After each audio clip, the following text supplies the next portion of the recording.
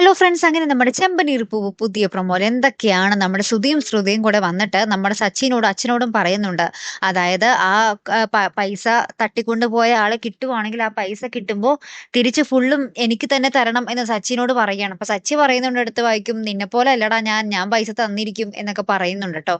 അപ്പുറത്ത് നമ്മുടെ സച്ചി ആണെങ്കിൽ രേവതിയുടെ അടുത്ത് രഹസ്യമായിട്ടൊരു കാര്യം ഏൽപ്പിക്കുകയാണ്. വേറൊന്നുമല്ല, നമ്മുടെ രേവതിനോട് ആന്റണിയുടെ കയ്യിൽ നിന്നും പലിശയ്ക്ക് പൈസ മേടിക്കുന്ന കാര്യമൊക്കെ നീ ഒന്ന് പറയണം വെറുതെ. അപ്പൊ നമ്മുടെ ശ്രുതിയുടെ മുഖത്ത് വല്ല ഭാവവ്യത്യാസവും വരുന്നുണ്ടോ അതും ശ്രദ്ധിക്കണം എന്ന് പറയുകയാണ് നമ്മുടെ സച്ചി. അതനുസരിച്ച് നമ്മുടെ രേവതി ശ്രുതിക്ക് കാപ്പി കൊണ്ടേ കൊടുക്കുമ്പോഴത്തേക്കും ഈ ആന്റണിയുടെ കയ്യിൽ നിന്നും പൈസ മേടിക്കുന്ന കാര്യമൊക്കെ രേവതി പറയുകയാണ്. അപ്പൊ നമ്മുടെ ശ്രുതിയുടെ ആ ഒരു മുഖമൊക്കെ മാറുന്നുണ്ടേ വല്ലാതെ.